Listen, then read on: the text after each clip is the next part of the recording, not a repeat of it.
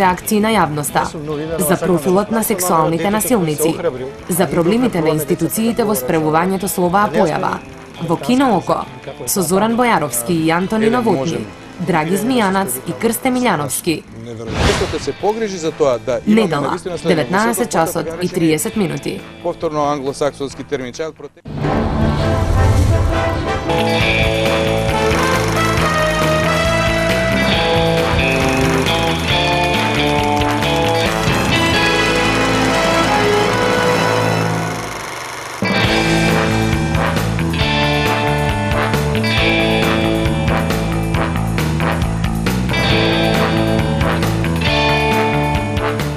Ми се чини дека ниту една појава во времето, во транзицијата во која живееме, не доживува и не доживеа такви осуди и такво згрозување на јавноста, како што се појавите на педофилијата и сексуалната злоупотреба на малолетници. Тоа е темата на вечерашната емисија Кино Око, почитувани гледачи. Веднаш на почетокот дозволете ми ги представам гостите во студиото. Професор доктор Антони Новотни, директор на Универзитетската клиника за психијатрија. Господинот Крсте Милјановски, ВД директор на јавната установа Меѓуопштински центар за социјални работи во Скопје. И господинот Драги Змијанац, извршен директор на првата детска амбасада во светот Меджаши. Добро вечер. Ви благодарам што издвоивте од вашето време и што дојдовте во студиото. Во најавата што ја кажав, и од неја сакам да продолжам за да разговараме за токму за тоа дали феномените на педофилијата и на сексуалната злоупотреба на малолетници се нешто што во последно време поизразито и почесто се случува кај нас, или е резултат на поголемата отвореност на нашата заедница, на општеството, поголемата транспарентност, поголемата грижа за оваа појава да се зборува за неа, бидејќи тоа беше една од табу темите за која долго време не се зборуваше. Дали е резултат на тоа или е резултат на позачестини појави и за тоа зошто е тоа така? Што би сакал на почетокот на оваа емисија токму за тоа да поразговараме. Професоре, може ли со вас да почнеме? Секако. Па, мислам дека не би смеле да бидеме во заблуда дека сексуалната злоупотреба на деца е нешто што е ново и нешто што не постоело. Веројатно од вековите назад постоело, постои и ќе постои, за жал, велам ќе постои. За зачестеноста исто така не би рекол дека се зголемо. Ние немаме навистина некоја дата, немаме податоци во Македонија кои што се прецизни. Има некои податоци во Министерството за внатрешни работи кои што мене мислам не сум се интересирал каква е бројката и што е, но секако сигурен сум во една работа, тоа е дека во Македонија последната деценија се зборува, што благодарејќи на невладиниот сектор, што од јавните институции кои што повеќе грижа, нели, обрнуваат повеќе внимание на овој проблем. И она што е веројатно резултат позитивен, до некаде да кажеме, на демократијата и на отвореноста на ово општество да зборува повеќе за некои теми кои што ви ги рековте табу теми. Јас веднаш на почетокот би кажал нешто што е, мислам, битно за овој проблем. Битно е да се продолжи да се зборува, да се отвараат темите и да не бидеме како еден мој почитуван руски колега кој некаде назад 15 на години наназад, пред едно 15 години кога почнувавме со проектите за превенција на злоупотреба на деца, кога бевме на еден интернационален состанок кој што, нели, како и обично американците го водеа, нашиот колега Русин рече само стана и кога зборувавме за зачистеноста, рече во Русија нема сексуална злоупотреба на деца и си седна. Знаете, тоа е една негација, тоа е веќе првиот проблем со кој што треба да се справуваме. Ние мора да се соочиме дека тоа постои, дека е зло на денешницата и на минатото и на иднината за жал, но треба да се зборува и треба да зборуваме како да го превенираме, како да евентуално интервенираме и како да санкционираме. Навистина е неблагодарно врз основа на некакви статистики кои се пренесени преку медиуми или недоволно обработени да се изведуваат некакви заклучоци, но медиумите во последно време зборуваат за тоа дека тој тренд расте кај нас. Јас согласувам со вас исто така дека тоа е резултат на отвореноста и на тоа дека треба да се зборува со тоа. Но господине Милјановски, вие веројатно заради тоа што сте во установа каде што треба да се слеваат некакви информации првични или вторични, во зависност од тоа дали жртвите веднаш се упатуваат кај вас или вие посредно дознавате за нив и така натаму, па веројатно имате некаква слика повторно за ова прашање и од ваш аспект би било убаво да го чуеме сега тоа на почеток. Точно, утекнувам од установа во која се слеваат голем број на информации, меѓу другото и информации од овој тип на проблематика за која веќе разборуваме. И ние не чувствуваме некоја значајно зголемување на бројот на пријавените дела од овој тип, меѓутоа зачестени се информациите и пријавите од страна на невладиниот сектор кои ни се добродојдени во превенирање, односно разоткривање на оваа социопатолошка или психопатолошка појава, за која вечерва исто така пак неколку пати зборувам. Бројките навистина како бројки не значат многу, затоа што темната бројка на овој вид криминалитет е изразито висока. Различни се статистиките од изворите од каде што потекнуваат. Јас ќе најдам само една бројка дека на секој е пријавено, барем по америчките списанија, односно извори, на едно пријавено дело доаѓаат 10 непријавени, што е навистина загрижувачка бројка. Веројатно и кај нас е така, меѓутоа јас се надевам дека со оваа кампања, во овој период на развој на нашата земја, барем ќе се намали тој број. Се надевам дека и можеме да го прифатиме ставот дека трендот на пријавување ќе расте и би сакале да расте. Се во интерес на заштита на оваа млада популација. Господин Змијанац, господин Маријановски го спомна невладиниот сектор, здруженијата на граѓани кои се грижат и кои особено во овој период беа прилично гласни во и правата детска амбасада во светот, меѓаше исто така меѓу другите. Каков е вашиот став во однос на ова прашање што зборуваме на почетокот на емисија? Ќе се обидам накусок за загревање. Прво, не е доволно да се осуди и да сите видиме згрозени. Се согласувам со Тони дека треба да се превенираат и да се санкционираат сторителите, посебно педофилите, посебно жртвите деца под 14 години. Околу какви се трауми се тоа за детето, дека е најгрозен вид сексуалната злоупотреба и што, каква личност ќе се изроди и колку е тешко детето кога ќе доживее сексуално злоставување, посебно ако е тоа родоскрнавање од родител или од некој во кој стекнало доверба, исто ќе биде тема на разговор. Она што сакам да кажам околу зголемениот број. Прво, тоа го имало, но сега забележуваме дека децата, родителите, најблиските се охрабрени да говорат. Значи не е веќе табу. Ние цело време ги охрабруваме да говорат за тоа да не го доживат како страм од околината, дека доколку го прејавуваат насилството има поголеми можности и гаранции сторителите на такви дела да бидат под, би рекол, под осуда на јавноста, а и под прогон на органите за прогон. МВР податоците оваа година кажуваат дека скоро 2 случаи имаме неделно на сексуална злоупотреба на деца под 14 години, а нашиот СОС телефон за деца и млади 0801 2222 кој е бесплатен, говори од скупно 17.650 пријави, 9,8% се поврзани со сексуална злоупотреба или некаде околу просек 1500 случаи за овие 15 години од како постои СОС телефонот. Ако, како што кажа Крсте, тоа е 1:10, нашите податоци говорат 70% не го пријавуваат, 30% го пријавуваат, дури се случува и по 5-10 години да се пријави силувањето, односно сексуалната злоупотреба. Тоа значи дека доколку и понатаму не работиме паралелно на превенирање и санкционирање и охрабрување децата да кажат не на насилството, да го пријавуваат, родителите и најблиските да веруваат детето кога говори што му се случува, тогаш мислам дека можеме да бидеме и во превентивниот момент поактивни и повнимателни. Ви благодарам многу. Нека биде ова за почеток на емисијата. Да го најавиме сега филмот за вечерва, почитувани гледачи. Филмот се вика Еден прекрасен човек и го избравме меѓу другото и заради тоа што на фин илустративен начин ги прикажува сите фази низ кои поминува едно травматизирано дете кога е жртва на сексуално насилство. Еден прекрасен човек во емисијата Кинооко, а потоа повторно се враќаме овде во студиото за да продолжиме со дебатата на оваа тема.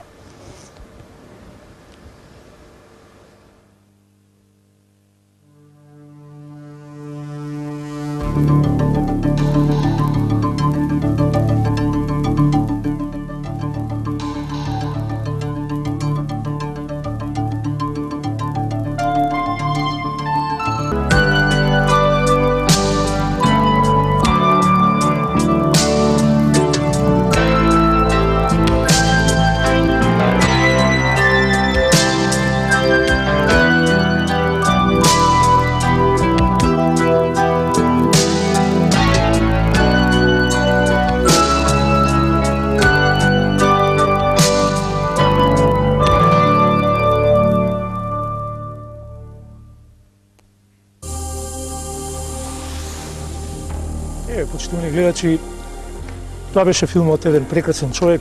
На крајот видовме една ослободување од еден стрес, од една траума сериозна што ја доживеа и девојчето и незиното семејство, но она што со што сакам да продолжиме во овој дел од емисијата е, господин Новотни, ако ми дозволите повторно со вас, една сцена пред тоа. Значи, еден прекрасен човек заврши на суд и ја доби заслужената казна според американските закони, како е тоа таму пропишано. Но она што сакам да го отпочнеме во овој дел емисијата е, ако можеме да, вие веројатно можете тоа да го направите, психолошкиот профил на овие луѓе што се впуштаат во вакви активности. Има ли некоја формула, има ли некоја слика која можете со нас да ја споделите генерално?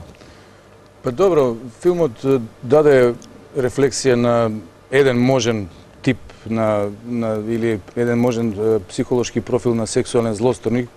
Јас инсистирам на ова дефинирање на овој човек како сексуален злосторник, бидејќи не се уклапа во дефиницијата на педофилија, бидејќи се работеше за постара малолетничка. Тоа е девојка над 13 годишна возраст со развиени секундарни полови карактеристики и тоа не е права за педофилијата. Постојат некои критериуми за кои што можеме да се навратиме ако мислите дека е интересно за публиката. Секако добро е тоа да знае публиката да разликува педофилија и сексуална. Педофилијата е нешто што е влезено барем во американската класификациона листа на болести, психијатриски болести, и се означуваат состојби каде што луѓето имаат постојани или чести сексуални потреби, акции, дела извршуваат према деца кои што се помали од 13 години. Може да биде тоа и на ниво на сексуални фантазии, повторно спаѓа во редот на педофилија.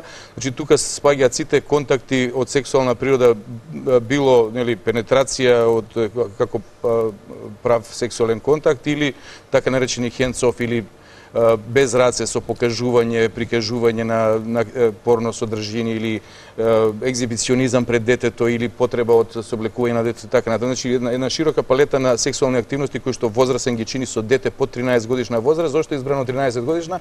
Веројатно по некои стари критериуми тука била некој пресекот на тие постпубертетски карактеристики на децата кога веќе се развиваат тие полови карактеристики. Што значи дека тоа е токму сексуална привлеченост на овие условно речено болни луѓе, педофили од деца. Деца кои што не наликуваат воопшто ниту на жена, ниту на маж. Затоа што постои према машки, према женски деца и мешано и така натаму. Вториот критериум е да тој човек биде барем 5 години постар, повозрасен од жртвата. И третиот критериум што тешко се остварува е да постои некаков професионален, социјален и себен дистрес, односно да има некаква дисфункционалност, што овде ја немаше, или тој функционираше. Сега да се вратиме на мислам тоа е еден строги критериуми токму заради тоа што драги Змјана сака да рече, па добро, дали е секоја од овие дела болест? Не, не е секоја болест. Значи мораме да бидеме навистина строги во критериумите што е педофилија и тогаш да размислуваме за некаков третман. Сето друго влегува во некој поширок контекст на сексуално злосторство како и тука во филмот. Овој човек, она што е многу специфично е да тие луѓе се многу манипулативни. Тие луѓе може да бидат многу непрепознатливи во социјалната средина, во семејната, дури и во професионалната средина кај што функционираат. Често се опортуни, реков, манипулативни, се служат, многу ретко се служат со сила, значи тоа не се оние агресивни, како ги нарекува порано во старата литература, сексуални психопати, туку се луѓе кои што може да бидат од било какво милие, да потекнуваат од некое сиромашно, средно, богато, да бидат неедуцирани, едуцирани или многу високо едуцирани. Така да ние имаме некои работилници кои што работиме со колегите каде што покажуваме слики на луѓе, на различни профили на луѓе со различна професија, или кои што некои се дотерани, некои делуваат така како разбойници или нешто така, и често имаме толку ширенолики одговори на нашите едуканти да се гледа дека тоа е навистина на хетерогена група на луѓе. Не постои единствен модел, не постои единствен профил, но во секој случај ако нешто од филмот треба да остане, бидејќи јас мислам дека тука има преголема драматизација во однос на сега. Филмска приказна, филмска приказна каде што акцентот е малку се ставен на доброто и лошото, што ќе победи, типично американски, нели? Но може да се извлечат многу позитивни од едукативен аспект, нели, за населението, за луѓето, за родителите, за наставниците, за нас професионалците работа од оваа екранизација, од ова филмување во смисол на дека често детето во првата фаза на откривање станува жртва, повторно и од околината, затоа што вината се префрлува врз жртвата. Тоа е една работа. Враќајќи се на профилот на сексуален злосторник, тој е често упорен во негирањето и во префрлањето на вината на жртвата, што и овдека се случува, нели, дека тие сами сакале, дека он ги едуцирал. И уште една карактеристика која што влегува во поширок одговор на вашето прашање за профилот, овие луѓе често имаат така наречени когнитивни дисторзии или, како да речем, сознајни извртувања на нивните мисли во однос на тоа што го сториле. И овој човек, нели, добро, сега овој филм, но делуваше дека го джастифицира, го релативизира тоа што го правил, дека ги едуцира, дека прави. Тоа делуваше прилично манипулативно, нели, и така да тој апсолутно, нели, создаде една антипатија. Значи, они може тоа да го оправдуваат кон други, но и во себе ги оправдуваат постапките. Тука е проблемот, нели, како да се разбијат тие когнитивни дисторзии ако ние зборуваме некаков за евентуален некаков третман или некаква реедукација или некаква ресоциализација, ова за што зборуваме некаква превенција за повторување, затоа што јас видов тука на телепот одеше дека некакви бројки, не знам дали гледачите ги гледаат, огромна е бројката на рецидивизам. Се вели дека сексуалната злоупотреба на деца, сега јас отивам малку подалеку во експликацијата. Да, довршете, ја мислата, нема проблем. Но сексуалната злоупотреба на деца, односно сексуалните злосторници не се создаваат на 40 години. Обично, нели, во нашите глави, бидејќи такви луѓе се притвараат, се затвараат, тоа се некои лигави старчиња или средногодишници, како мене да речеме, кои што злоупотребуваат деца. Не, тоа во адолесценцијата ова извртеност на умот, да ја речеме условно. Значи, уште рано, уште како млади од 15, 16, 18 години они почнуваат. И има некои проекции дека тие еден сексуален злосторник во својот живот, ако не биде откриен, може да направи од 350 до 500 дела, што е страшно, страшна бројка. Да, вистина страшно. Да, ви благодарам. Малку бе поширок. Не, напротив, беше окей. Господин Малјановски, филмот беше показателен во таа смисла што ги прикажуваше сите фази низ кои поминува една жртва на сексуално злосторство, од тоа да се соочи, да го прифати тоа самата во себе, па потоа тоа да го соопшти на родителите како тие ќе го примат, потоа родителите тоа како ќе го пренесат таму каде што во институциите, во овој случај во училиштето или во другите центри и така натаму. И кога ги спомнувам училиштата, тука да веднаш вие ме потсетивте кога ја подготвувавме емисијата, да не се помисли, бидејќи филмот зборува за наставник и за човек кој е во образованието, да не се помисли дека ние сега зборуваме нагласено за таа појава во образованието. Се разбира, тука ја правиме целата отстапка, не тврдиме дека е тоа појава која е присутна во образованието. Филмот само е сценарио кој зборува за еден наставник во едно образование, далеку од тоа дека на било кој начин го прикажуваме филмот заради тоа што сметаме дека во образованието кај нас е нагласено присутна ова злоупотреба на децата. И господине Малјановски, да продолжам со она што сакав до вас да го прашам, дали во вашата ги препознавате овие ситуации што во филмот ги гледавме, дали жртвите можете да ги идентификувате на овој начин како што го видовме во филмот, дали на ист начин реагираат и кај нас кога доаѓаат во вашата институција? Филмот прикаже една сторија, една приказна која за нас е, да кажеме, лесна во наводници. Така. Да. Заради тоа што вистината, односно животот е навистина многу тежок. Да, ова е сепак филм. Ова е сепак филм. Животот е сигурно посуден. Траумите кај децата, жртви на сексуална се страшни, неверојатни. Трауми кои се носат целиот живот. Децата жртви на сексуално насилство, ако кажам еден податок, дека во литературата, па и во се зборува дека најмалото силување на дете од страна на старател е направено на година дена и откриено од страна на медицинските лица, тоа е неверојатно нешто. Како што и Тони рече, палетата на сторители е најразлична. Најразлична, што е најтрагично, ги имаме од сите социјални категории, од сите образовни нива. Тие се меѓу нас. Тие и во нашите семејства, во блиските роднини. Начинот на детектирање и начинот на откривање е навистина тежак. Затоа што се работи за неверојатно, може би и интелигентни лица.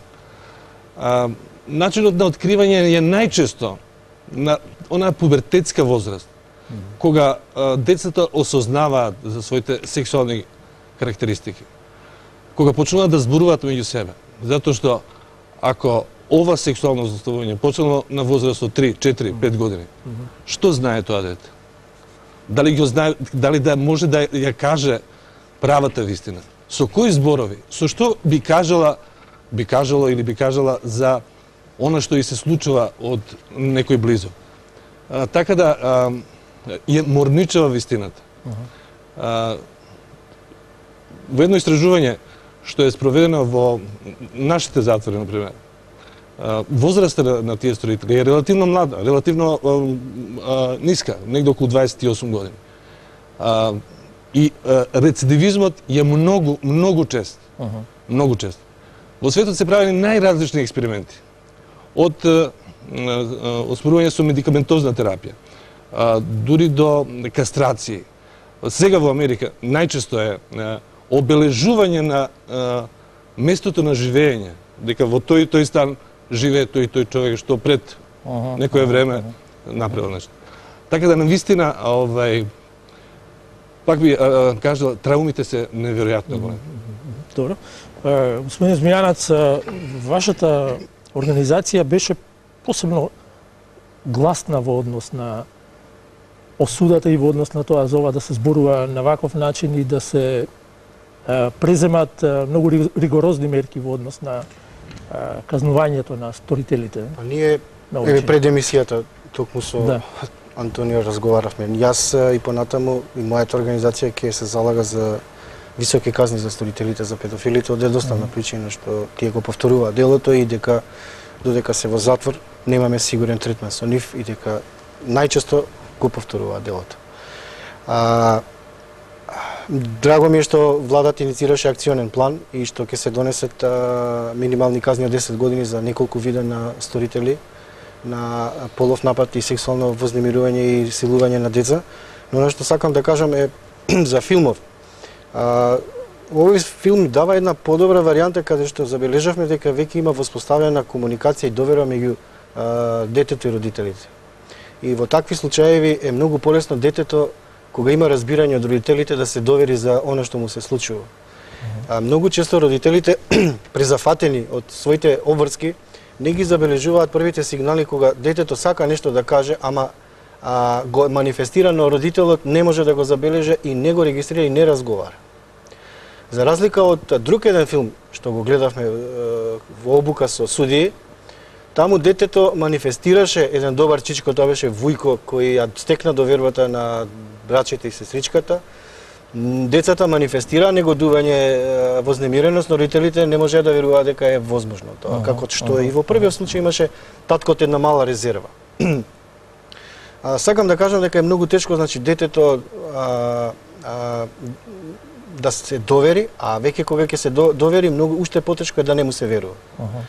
И затоа сакам и цело време нагласуваме дека во процесот на докажување на вината од страна на сторителот, а потребно е да се обрне посебно внимание на детето жртва. Значи не може секој судија да суди кога детето е жртва на сексуална злоупотреба. Тоа треба еден посебен, би рекол, морален, етички интегритет. Судии кои навистина ќе знаат и психата на детето и жртвата и како да го стават максимално во заштита, да не го дополнително травматизираат и виктимизираат во процесот на докажување на вина. И ние се залагаме, значи, кога веќе ќе се пријави насилството, да се приведе насилникот се додека не се докаже вината, да биде у притвор 30 дена, се со намера детето кој се охрабрил, а ние ги охрабруваме децата да говорат за ова, да не ја смени изјавата, а таа да биде само еднаш, и тоа во судови, каде што ќе бидат водени од судии за малолетници, во присуство на луѓе од Центар за социјална работа, психолози, педагози, бранител или родител. Се со цел да не се повторува изјавата. Се со цел да не се повторува, нека се документира преку видеозапис или не знам како, во една неформална атмосфера, соба која ќе наликува на домашна атмосфера, каде што судијата тој ден ќе посвети максимално внимание во добивање на исказ од детето и таа да биде веродостојна кога ќе тече постапката. Никако да не се дозволи од страна на судијата детето да биде во иста судница со насилникот, злосторникот или силувачот. Ако дозволите, само би го дополнил, драги. Навистина, ова виктимизација е навистина неверојатна. Замислете, едно дете или семејство кое пријавува, например, сексуално злоставување. Тоа пријавување, еве, да кажеме, иде најчесто во невладина организација, како што е Меѓерши, или во полиција. Јас би сакал малку степените да ги кажам, ако дозволите. Значи, се пријавува во пријавница и кажува детето што се случило. Пријавница го поврзува со главен инспектор. Истото приказната се повторува. Се прифаќа детето, се вели да се донесе во станица на полиција и тука веќе доаѓа до детално распрашување. Тука се вклучува истражен судија, кој исто така во детали го испитува. Доаѓа до судење истото. Замислете неколку пати да се повторува таа содржина, што значи за едно дете од помеѓу 6, 7 до 12-13 години. Е неверојатно нешто. Какви трауми све, стресови доживува тоа дете, кој најчесто не сака да зборува за тоа. Тоа веројатно вие, доктор, можете да го објасните. Одлично, моите соговорници поентира на една точка која што мислам дека е важна и за нашето општество, за јавноста, за професионално, така сакате, и за родителите, за наставниците, за сите. Децата никогаш не може да бидат виновни, тоа е првата работа. Ова што го рече Драги, добро е што ова семејство беше отворено за информацијата. Иако, ако добро се сеќам, податокот беше дека 3 години ова девојче го таело, од 15 до 17-18 години не зборувало. Најтешко е да се отвори таа тајна. Зошто? Затоа што тие деца чувствуваат вина. Зошто вина? Затоа што манипулативни се овие злосторници, велат ти сакаш што ти е добро, јас те сакам, јас те милувам, или не знам што им објаснуваат, или подароци некакви. Тоа се деца, нели, со различен интелектуален, на различно ниво на интелектуалниот развој, но еве и сосема адекватно развиени психолошки и моторно деца може да бидат подведени под сето тоа. И уште една работа која што треба да се знае, особено малите деца или помалите малолетници, може да доживеат и физичка надразба при тие контакти, која што ја чувствуваат, знаете, тоа се физиолошки реакции на телото, на организмот на милување. И тоа уште повеќе во несвесноста на детето, нели, донесува до некаква нечистотија, некакво соучесништво во сето тоа, и кога овој злосторник е уште дел од семејството, нели, човек од доверба, добриот чичко или прекрасниот тренер, тогаш уште поголем е товарот. И тие деца се затвараат целосно во себе си, или млади луѓе, ако сакате. И најтешко им е да кажат, особено што, како што Драги спомена, се случува да они покажуваат, кршат, прават, поведението им се менува, во училиште попуштат ваму таму, а ние пустите родители зафатени со сопствените амбиции, со сопственото трчање низ животот, не ги забележуваме тие знаци. Или на крајот на краиштата, па и во училиштата. Гледаме да ако децата се мирни, добро е. Ако нешто прават, нели, проблеми, тогаш не се добри. Но токму тие деца во поќашињата или затворени во себе си можеби се жртви на сексуална злоупотреба. И уште една работа сакав да кажам на ова место. Добре што го нели потфативме овој дел од сексуалната злоупотреба, жртвата како таква, затоа што суштината не е во тоа што ќе му се стори на детето. Некогаш, нели, и самите тие самиот вид на нападот сексуален врз детето, дали е тој од оној најсуров, како да речам, физички непријатен за детето, или е тоа само некакво покажување, допирање или соблекување, станува ирелевантно. Зошто? Затоа што тоа се луѓе од доверба, и во англосаксонската литература се вели дека тоа е всушност betrayal of trust. Значи, изневерување на довербата во возрастниот. Тоа е моделот што стои, нели, големиот човек од кој што учи ова детево. Сите ние сме учели од некои постари, татковци, мајки, тетки, вујковци, учители, наставници, тренери, ако сакате. Кога тој човек, нели, нас ни прави нешто и ни објаснува дека не сака во сето тоа и дека тоа е добро и дека ние не смеме да кажеме никому затоа што тоа е наша интимна тајна и дека и ние сме соучесници, и уште вели дека ако кажеш, тогаш ќе се случи трагедија, сите ќе те мразат зашто јас сум добриот човек како што се случи тука, или тогаш е уште поголем тој товар за кој што зборуваше колегата. Товарот на траумата е уште поголем и затоа треба секогаш да се навраќаме на тоа. Секоја злоупотреба може да биде со тешки последици, ако не постои супортот на семејството, поддршката да се отвараме, ако не постои поддршката на околината, на училиштето, ако сакате на медиумите, ако сакате на сето она што е. Но тука треба да има една друга поддршка. Значи, ако попуштат кариките семејство, не сите семејства имаат комуникација добра, Не секој психолог, педагог и наставник има добра комуникација, а има проблем со детето, ако е жртва. Она што мислам дека центрите за социјална работа со нивните големи ингеренции треба да влезат во семејства, дисфункционални семејства со нисок економски статус, затоа што многу често има родители кои децата ги подведуваат сексуално за остварување материјална добит. А тука има мерка казнена одземање родителско право, не само казнена поставка кривично гонење за подведување и сексуална злоупотреба.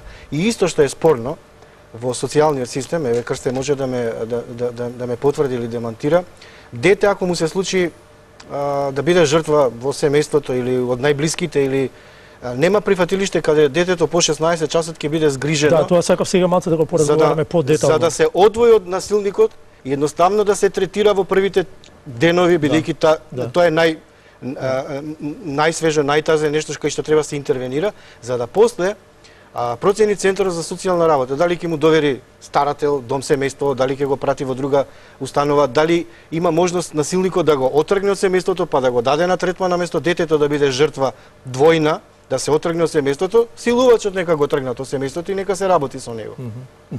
Господин Малјановски, каков е тој институционалната процедура за прво дознавање, осознавање, прифаќање на тие жртви и потоа на тамошната процедура, како изгледа во вашите центри? Во Центарот за социјална работа најчесто доаѓа до пријавување од страна на Министерството на внатрешни работи. По пат на писмена пријава. Многу често е исто така и од лица, невладини организации, кои укажуваат дека постои огромна веројатност дека е сторено сексуално насилство.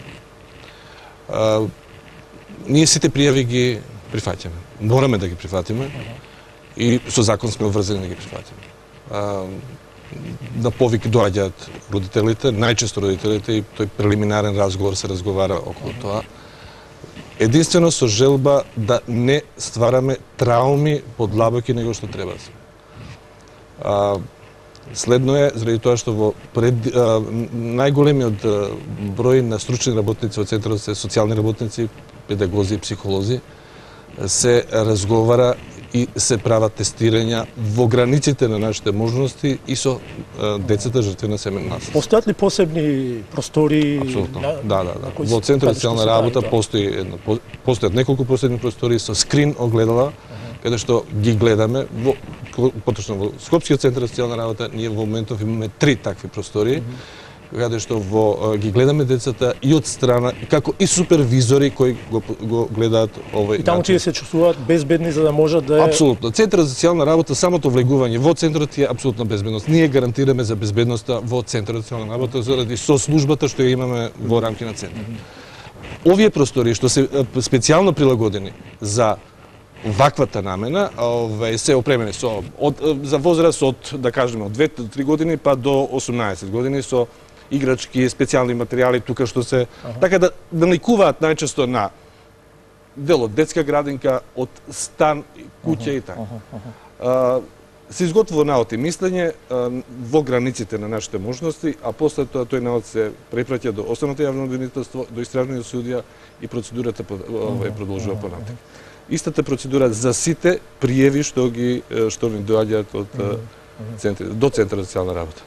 Би дополнил само нешто што можеби ќе ги врзе овие две иницијативи, туку, како да речем, реферирање за нешто што е, напред, состојба која што се придвижува полека напред во пристапот на проблемот. Проблемот на ревиктимизација, кој што го спомнат, или секундарна виктимизација, треба да биде во главите на сите професионалци. И ова што го спомена Крстен, или создавање на еден безбеден сетинг во смисол на психолошки безбеден, затоа што ако тргнеме од оваа постановка, тој постулат кој што не е спорен, тој е од литературата и од фактичка вистина дека тоа е изневерување на довербата. Овие деца имаат проблем со довербата према возрастните. Затоа сетингот треба, мислам, самата просторија, сето тоа да биде човекот, што вели психолог, драги, што вика психолошкиот профил на оној што го испитува треба да биде прилагодлив. Да тоа дете го реестаблира, да ревостанови довербата према возрастниот. Така што Ona što se smjernicite, ona se što događa od Zapada, od Amerika i što evo, ja se radujem što slušam da se prihvaća kaj nas da što poveke multidisciplinarno se pristapува kон детето, да во тимот бидат нели заедно и дури инспекторот уште нели од првата од полицијата и истражниот судија и социјалниот работник и психолог заедно да го прават интервјуто или да го прави еден од нив психологот, социјалниот работник, а другиве да бидат позади скриногледалото и да го прати. Значи да не се повторува тоа, затоа што знаете многу е рано кога се открива случајот да се репроцесира тоа. Не е говорењето за тоа е само повторна травма. Говорењето за настанот кој што се случил е во некој друг сетинг, во некој психолошки сетинг со човек едуциран психолог, психијатар кој што ќе го репроцесира полека тоа во некој подолг период ќе го репроцесира травмата, а не да се удвои. А не да се постојано повторува, затоа што тоа детето го доживува како обвинување. Значи како да не му веруваат, затоа што обично е така, нели тоа се унакрсни прашања, збунувачки, нејасни. Мислам зборувам ако е тоа неедуциран персонал или ако е тоа неуигран персонал, како да кажам тим. Така. Господин Змејанец, какво е вашето искуство со овој тип на комуникацијата со центрите за социјална работа? Добро. Дали сакам да прашам, дали сте направиле некаков мониторинг да следите еден случај од да речеме од јавувањето на вашите телефони до тоа да го веројатно постои некоја процедура, вие веројатно ги пријавувате тие случаи. Да, индикациите за нешто такво, значи, па до крајниот момент дали сте направиле таков еден мониторинг? Улогата на граѓанска организација е покрај детектирање на состојбите, алармирање, реакции, барање одговорност. Ние преземавме и дел од ингеренции, а тоа е да ги регистрираме повиците. Добро. Во одредени случаи имаме и психолошко советување, но кога ќе забележиме дека треба институционално да се работи, тогаш случаевите ги преуваме или до полиција или до Центар за социјална работа. Доколку забележиме дека насилство е случајно во институција, значи под капа на државата, дали е тоа во градинка, дали е тоа во училиште, во здравствена установа, прекршено право, дали е тоа физичко, психичко, сексуално малтретирање, тогаш го алармираме народниот правобранител кој по службена должност мора да постапи затоа што се прекршени правата на детето во институција. И постојано, еве денеска само имаме 3-4 представки, постојано ние даваме дописи и ни враќаат дописи. Дури се случува и од лично министерот за одреден случај да ни одговори, директорот на Центарот за социјална работа, народниот правобранител, значи има комуникација во тој дел. Ние всушност сме сервис на граѓаните на еден специфичен начин, затоа што Крсте вели дека центарот е отворен за децата и е во една релаксирана атмосфера. Меѓутоа, но мислам дека за да стигне до центарот, нему му е некогаш полесно да сврти телефон. Да. Значи, првиот момент е многу важно, затоа велиме ги охрабруваме децата да не молчат, затоа велиме јавете се, затоа велиме има бесплатен телефон од кој сакате дел од градот, дури на родителите да им исклучен од неплаќање сметки, фиксниот телефон може да го вртат 0801 2222. Тоа е многу битно. Првиот момент да се регистрира. Секако, нашите СОС оператори не даваат готови решенија и така натаму, едноставно го регистрираат и спрема потребата реагира. Центарот за социјална работа даваме информација и бараме одговор кои мерки се превземени за да знаеме да бидеме информирани дали е постапено по најдобар интерес на детето. Тие телефони работат 24 часа? Не, работат од 8 до 20 часа. А в центрите? Само со драги да го надополнам. Знаете, за тоа дете поедноставно да дигне телефон и да си ја каже маката, а дали е тој телефон во дома кај него или негде на друго место, навистина е телефонска група во градот. Дали има некој дома, најверојатно никој нема дома и да слушне некоја тетка или некој чичко што ќе го сослуша. Навистина е одговорност огромна од операторот да биде добро обучен, да го прифати, да го ослободи малку колку што може и да го упати, евентуално и да му помогне на некој начин во границите на неговите можности. Центарот е отворен од 8:30 до 16:30 часот со сериозна намера да ние во многу скоро време ќе отвориме советувалиште за жртви на семејно насилство, во кое една невладина организација ќе работи, значи, после пладне, со претходно закажани термини, значи на мир, заради тоа што има огромни функции во оној дел од 8:30 до 16:30. Разнолики е обемот на работа и проблеми. Да, но неопходно е, гледам дека и вие сте го сватиле тоа, неопходно е да има и некоја служба која после тоа работно време ќе може да биде тука постојано и да ги прима тие полици. Дури и со новиот закон за малолетничка правда од 1 јануари 2009 година, ние ќе бидеме врзани веројатно да го отвориме центарите 24 сата. Господин Новотни, во вашата клиника претпоставувам дека не доаѓаат првично, или може би имало случаи да... Не, и не би било пожелно да доаѓаат, затоа што, не, мислам јас не да ја затварам вратата на клиниката, далеко од тоа, но мислам дека е престигматизирачки за овие деца кои што се травматизирани да прво дојдат во контакт на психијатриската клиника, нели? Постои некоја стигма пуста, нели, таа која што ние се бориме да ја симнеме од психијатриските болести, од корисниците на ментално здравствени услуги, ама таа постои. Не можеме да негираме. И кога едно дете кој што е жртва на травма и нема други психички потешкоти геноидно, да речеме, од самото себе, туку е од травмата, треба да се заштити на поинаков начин или претходно. А ако постои, нели, таква травматизација која што веќе ефектуирала и има експресија на симптоми психолошки, тогаш дел од тие деца за жал завршуваат и на одделението за развој на психијатрија на нашата клиника, каде што биваат третирани токму од тоа посттравматско стресно расстройство, токму од тоа како жртви на сексуална или физичка. А дали сте имали искуство некој доброволно да посакал од овие луѓе што ги прават овие сексуални злосторства да побарат таква помош? Другата страна. Злосторниците? Да. Па приказната за злосторниците е тешка приказна. Јас ќе ви кажам едно, споделувам некои стари искуства, веројатно и јас стареам. Ама од пред 15 години кога почнаа сите тие проекти во кои што учествувавме на група на ентузијасти, психолози, педагози, психијатри и така натаму и бевме со интернационална едукација, американците кои што се најнапред велеа вака, нели, правеа, знаете, овој покрет бега од третман на сексуални злосторници. Значи, успехот е многу мал. Зошто? Заради тоа што доаѓале луѓе, ама не самостојно, доаѓале луѓе кои што се условени или од Центарот за социјална работа или од суд, понекогаш мандаторно, значи задолжително лекување. Само јас не можам да се пофалам дека во рамките на македонската психијатрија постои третман модел. Вината за тоа најмногу ја носам јас, бидејќи се бавев со тој проблем во тој еден период на мојот докторат, го истражував, но е многу тешко без тим и без една поширока поддршка, ако сакате и општествена, и секако да се создаде толку специализиран тим на психијатри, психолози кои што ќе работат само на таа проблематика. А овие бројки нели го налагаат сега, ја налагаат таа потреба од едно такво? Налагаат секако и законодавството, се тука може со драги Змјанец ќе се разидеме, ама законодавството во светот вели постои такво мандаторно лекување, значи задолжително. Пресудата беше 5 години условно, ја не ја разбрав баш добро на филмот, 5 години условно со 1 година лежење во затвор, а за другите 5 години или за сите тие 5 години задолжително лекување, психијатриско лекување.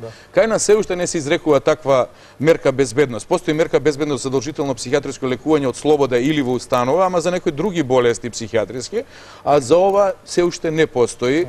Веројатно и судовите а и ние, ако сакате, психијатриските установи, се уште не сме респонсивни, не сме спремни да направиме третман модели. Тие третман модели, велам, и во светот се прилично безуспешни. Зошто? Затоа што овие луѓе немаат потреба, знаете, ја негираат својата болест. А народот рекол, тешко е некому да дадеш здравје ако не ти го побара, или ако не се пожали дека има нешто. Тие не веруваат во сопствената болест, не веруваат во сопствената расстройство, ако сакате, да не го нарекуваме само болест. Не веруваат во тоа дека нешто им фали. Да. Во овој дел на следење или на казнената политика во однос на овие злосторници имаме сериозни недостатоци. Еден од овие примери со кои јас се соочив додека ја подготвував емисијата е за неколку случаи се вели дека иако им било наложено да мораат да се пријавуваат во одредени интервали во центрите за социјална работа, тие не го прават тоа и заради тоа немаат никакви казни дополнителни. Која е исто така сериозен пропуст. Тоа е еден круг во кој еден со друг може да ја префрлат одговорност и на крај детето да биде повторно жртва педофил. Ако искуството говори дека педофилите најчесто 100% го повторуваат делото, а судиите не досудуваат високи казни, јас велам дури се плашат да досудат високи казни, а полицијата вели што по затвор можеме у секој момент да знаеме каде е да го гониме. А доживотен затвор постои во најгруба форма на повреда на дете, тоа е член 188 од Кривичниот закон. И сега се поставува прашање како да се реши проблемот ако педофилот на вистина, како Јове Костадиновски, по трет пат го повторува делото. Значи, доживотен затвор е таа превентивна мерка. Нека има и помала казна, но под услов да не го повтори делото, а тоа е дека треба да добиеме гаранција дека е излечен од институцијата затвор, се работело сигурно со него, или ќе му се стават специјални микрочипови локатори кај што полицијата точно ќе знае, и тој педофил никако не сме да биде у близина на детска институција или кај што има кај што има деца. Значи, тоа е многу на ликот за филмот му беше забрането да биде. Да. Ова со случајот Костадиновски, тој не се пријавил после институција на затвор на пуштање во центарот за социјална работа. Никој не знаел ни кај се следи и замислите да бидат жртва штитеници од 11 октомври, деца кои се случило да бидат отсутни 23 дена без знаење и одобрување на раководството. Тоа што не превзема одговорност раководството е проблем на директорката, но детето било 23 дена отсутна и основниот суд во Штип досудува за прв пат во Македонија 15 години казна. Ние реагиравме и баравме јавниот обвинител да обжали одлуката затоа што сметаме дека тој силуваш треба да добие доживотна казна. Јас мислам дека можам да дадам прилог на ова што драги Змејан сега зборува за следењето и како да речеме некој follow-up на, за да не користам англицизми, ама да, следење, зашто следење да не биде следење, пратење како се вели тоа, да се следи злосторникот и постпенално и кога ќе излезе од затворот. Тоа е многу битно и ми доаѓа нели блиску до она што литературата го зборува за третманот. Третманот треба да биде бихевиорален на ниво на однесувањето, да се контролира однесувањето, да што имат нели меѓу другото и проблем со импулс контролата, контролата на нагонските импулси кои што ја усмеруваат на објект кој што е детето. Ако ние нели општеството се погрижи за тоа да имаме навистина следење, во светот постојат така наречени повторно англосаксонски термин, Child Protective Division или детски заштитни дивизии или ова оддел, кога би му дале на крстен или малку повеќе од врзане раце да вработи луѓе кои што ќе се специализираат за тоа и ќе бидат екипирани, а нема да работат и на социјална поддршка и на сите други работи кои што им се голем баласт нели на социјалните служби, ама ова екипа кој би можела биде и мобилна и да го следи тоа, тука ќе има и психолог и ако го контролираат однесувањето на злосторникот, тогаш можеби ќе можеме да избегнеме доживотна казна, што вели би избегнале, би можеле да не зборуваме. Тоа е проблемот, значи ние мораме да ги условуваме, да го условуваме однесувањето на овие луѓе кои што имаат потешкоти со ова. Може ли некаков регистер на тие злосторници да заврши некоја работа? Да се регистрира, да се следат, да се такво нешто постои во полиција сигурно, само што прашањето е условувањето да оди на третман и да иде кај тие офицери. Да биде само еден дел. Веројатно Зоран мислиш да има регистар, дури на интернет да бидат сите педофили обзнанени, да знаеме дека тој не е некој сосед и да бидеме внимателни детето да случајно да не биде. Па сега ја не знам дали тоа е секогаш проблем со човековите права. Знам дека е проблем, ама ти сега ако нема сигурен третман, ако нема сигурен надзор, ако нема доживотна казна, тој е на слобода. Не, можеби нема потреба на таква јавност и јавно драконско судување на овие луѓе ако веќе имаат нели некаков проблем кој што има реперкусии страшни на децата. Јас се слагам, јас ги осудувам, нели апсолутно да не биде дека јас нешто тука релативизирам. Но во секој случај ако ние го затегнеме малку системот, ако дозволи нели нашето општество да социјалните служби, здравствените служби, невладиниот сектор ни дадат малку повеќе ингеренции и ние ги условуваме овие луѓе да се јавуваат. Доволно да се јавува еднаш во месецот или еднаш во 2 недели да се јави на психијатар, а да социјалниот работник има можност да намине секогаш нели по некаква службена должност да намине да го провери или да му се јави па да каже да биде тој некоја идеална ситуација да биде и вработен, па да и работодавецот знае за тој проблем, па да го контролира сите тие работи. Кога тоа би некако би се средило, веројатно би можеле да се следи процесот на некакво да им даде педофилите слободно се движат. Па, добро. Не мислеше така. Ја мислам да помогнеме да не се случува повторно тоа. Да, цело време говориме дека он го повторува делот и не може да се воздржи да силува дете дека тој всушност хемиска кастрација не е хуман. Не го повторува делото сега затоа што ги немаме сите овие предуслови за да зборуваме сега. Дали да ги затегнеме институциите на системот, граѓанскиот сектор или да го мобилизираме граѓанството, пред се родителите, точно да знаат кај му е детето, со кого е детето, да ги едуцираме децата да не влегуваат во кола, да не разговараат со непознат, да не примаат подароци, да има едукативни програми во училиштата, центрите за социјална работа да имаат увид во дисфункционални семејства, полицијата брзо да интервенира како што имаше случаеви, казните да бидат минимални високи и да бидат под строг надзор под напуштање на институција затвор. Тогаш нека немат доживотен затвор. Господин Вањановски, има ли центарот доволно капацитет во однос на луѓе, обученост, професионалност? друга инфраструктура, се што треба, за да можат сите овие предуслови да бидат задоволени. Ја само една парафраза од Фройд, познатиот Фройд, вели, во една прилика рекол во своите забелешки, а што неверојатно се однесува за денешното време и сегашниот момент. Вели, сега све знаеме, меѓутоа не знаеме зошто силувачот силува. Но вистина е прилично индикативно. Центарот, да се навратам на вашето прашање, како кадар го има. Меѓутоа, кадар кој, по моје мислење, нема некоја навистина специализирана, строго специализирана обука за оваа проблематика. Ние долго се обидуваме да, како што и Тони рече, во нашата земја, знаете, многу е тешко да се работи со овие луѓе, ако не е со наредба, односно закон, упатени да бидат кај нас. Уште потешко е да се работи со децата, на кои неверојатно во нивната свест е влезено она што им се случило.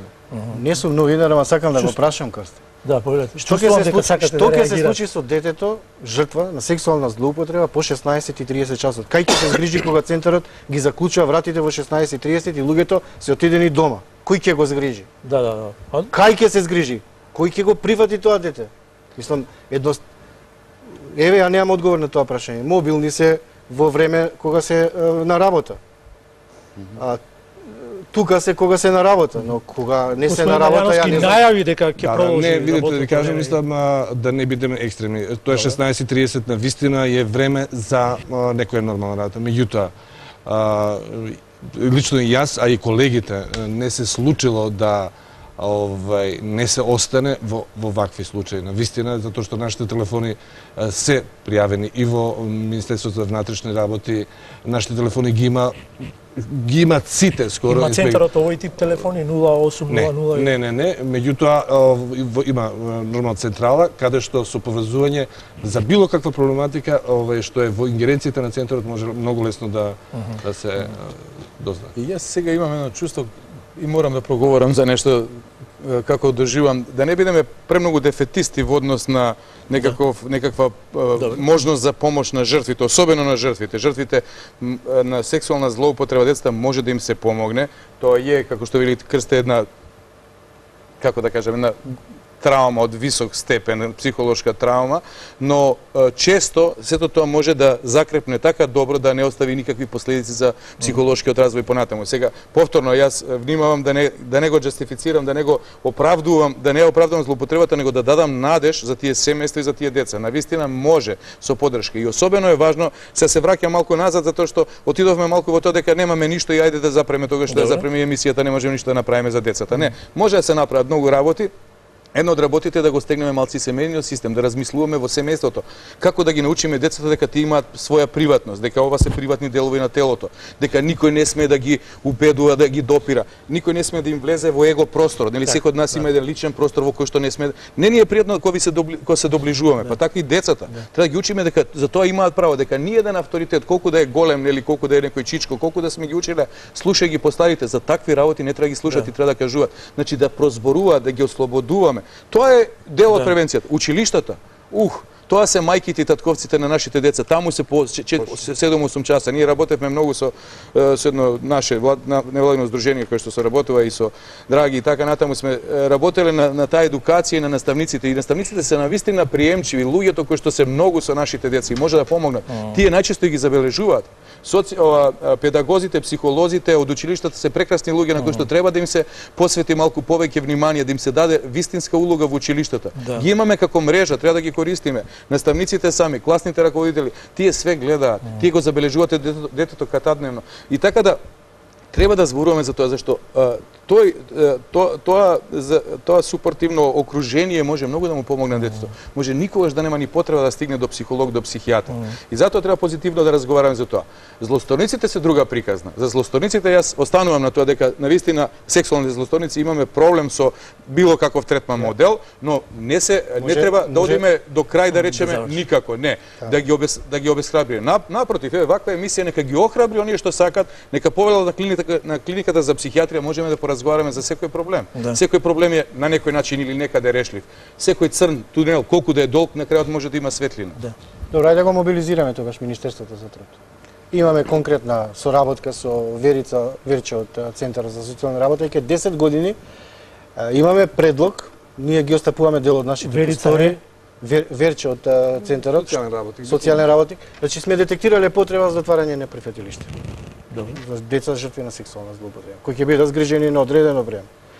А таа потреба не може никој да ја спори зашто го нема тоа прифатилиште. Ја прифаќате ли таа иницијатива? Апсолутно. Тогаш ајде да го мобилизираме Министерството, нека подржи една таква активност. Жртвите на одредено време нека бидат згрижени за едноставно да бидат заштитени од околината, од потенцијалниот силувачот и така натаму.